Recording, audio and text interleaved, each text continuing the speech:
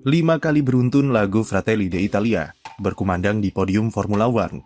Tapi itu semua bukan untuk Ferrari, tapi untuk Andrea Kimi Antonelli yang lajunya semakin tidak terbendung usai kembali raih kemenangan pada gelaran GP Monaco. Start dari pole position, Antonelli tidak tersentuh sejak lap pertama sampai finish. Bahkan ketika balapan berlangsung chaos di belakangnya dan sempat dihentikan oleh red flag, itu sama sekali tidak menggoyahkan posisi Antonelli di depan untuk tetap ngacir sampai finish. Memimpin semua 78 putaran di Monaco dan berhasil kunci fastest lap membuat Antonelli sukses raih gelar Grand Slam pertamanya yang sekaligus jadi pembalap termuda yang mendapatkannya di usia yang masih 19 tahun. Kunci dari kemenangan Antonelli adalah keberhasilannya curi pole position dari Max Verstappen pada sesi kualifikasi. Dia hanya terpaut tipis 0,043 detik dari Verstappen yang mungkin banyak orang mengira kalau catatan waktu pembalap Red Bull itu sudah yang paling kencang. Namun siapa sangka masih bisa direbut oleh Antonelli. Mercedes bukanlah mobil tercepat di Monaco, mengingat kelemahan mereka di tikungan lambat dan mekanikal suspensi yang terlalu liar saat menginjak curb. Dari data cukup terlihat apabila Kimi kehilangan banyak waktu dari Verstappen di sektor pertama, sampai di tikungan Portier, bahkan sampai terpaut 0,3 detik jauhnya. Tapi dua momen kunci bagi Antonelli adalah dia begitu agresif saat mengambil entry dan exit di area novel chicane, serta traksi yang sempurna di tikungan terakhir. Dua momen ini membuatnya bisa pangkas ketertinggalan dan mengungguli Verstappen tepat di detik-detik terakhir untuk rebut pole position. Faktor pembalap jelas bermain lebih besar di Monaco, dan Kimi Antonelli sekali lagi membuktikan kualitasnya kalau talenta yang ia miliki memang spesial, serta layak untuk berada di posisi saat ini. Sementara itu, rekan setimnya George Russell lagi-lagi harus gigit jari karena alami cukup banyak nasib yang kurang mujur dan berujung ke kegagalan meraih poin. Russell pulang ke rumahnya di Monaco dengan tangan hampa yang membuatnya tergusur ke posisi 3 klasemen dengan jarak 68 poin dari Antonelli. Di kualifikasi, dia hanya bisa start dari posisi ke-6, di mana ia lagi-lagi alami banyak masalah dengan mobil W17 yang ia klaim tidak cocok dengan gaya balapnya. Saat balapan, Russell habiskan mayoritas waktu untuk menguntit pembalap lain, mulai dari Isaac Hadjar, Lando Norris, sampai Pierre Gasly, yang pada akhirnya membuat Russell harus kena overlap oleh rekan setimnya sendiri. Nasib apesnya dimulai ketika ia diganjar penalti 5 detik karena melanggar speed limit di pit lane. Ketika safety car muncul, Mercedes manfaatkan momen itu untuk membuat kedua pembalapnya masuk pit lagi, dan terjadilah miskomunikasi ketika gantian Russell yang ganti ban. Tim tidak siap ketika Russell masuk pit dan bingung apakah dia sekalian ambil penalti atau cuma ganti ban saja, yang terlihat dari kru di sebelah kiri yang langsung pasang ban baru dan kru sebelah kanan yang nampak menunggu.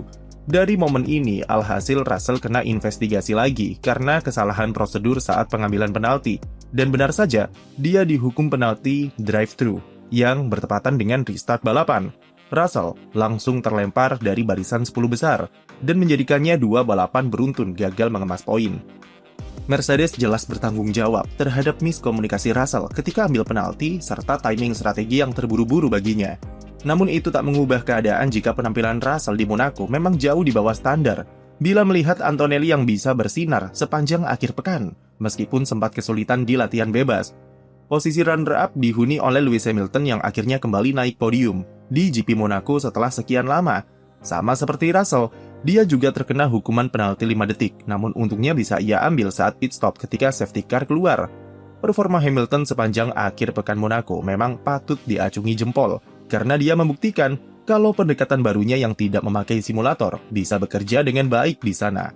2 podium beruntun membuat Lewis naik ke posisi kedua klasemen sementara usai geser Russell. Lalu selanjutnya ada Isaac Hadjar yang akhirnya raih podium perdananya bersama Red Bull di GP Monaco. Habiskan mayoritas balapan dengan merawat mobilnya yang alami banyak masalah di seputar power unit serta graining di ban depan.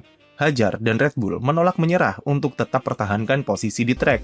Selama ban masih gelinding, tidak ada alasan bagi Hadjar untuk DNF, karena sirkuit Monaco yang sulit overtake bisa membantunya untuk jaga posisi. Dan benar saja, dengan kacaunya fase akhir GP Monaco, Hadjar ketiban rezeki Idul Adha dengan kunci podium ketiga, plus dia lolos penalti usai timnya diinvestigasi karena mencoba ganti busi mobilnya saat periode red flag. Berbanding terbalik dengan rekan setimnya, Max Verstappen, yang lagi-lagi kena nasib sial dengan mobilnya yang stall ketika start dan berujung harus DNF di lap pembuka.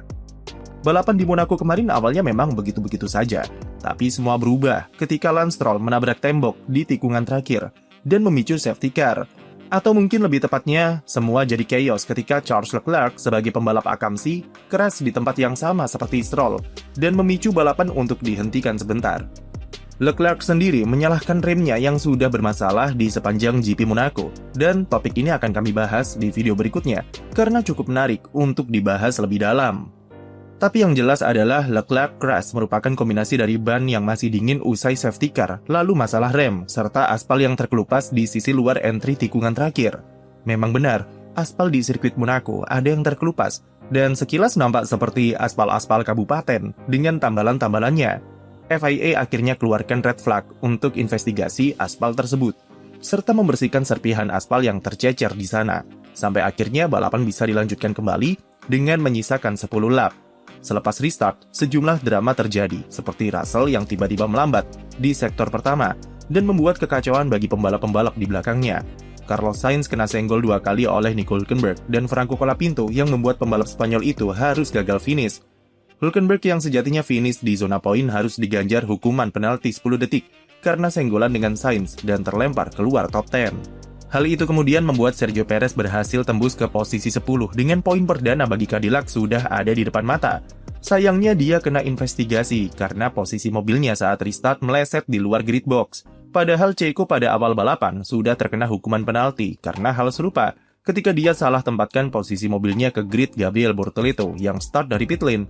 Alhasil Checo diberi hukuman penalti tambahan 10 detik, yang kemudian posisi 10-nya harus diberikan kepada Fernando Alonso sebagai poin perdana bagi Aston Martin Honda.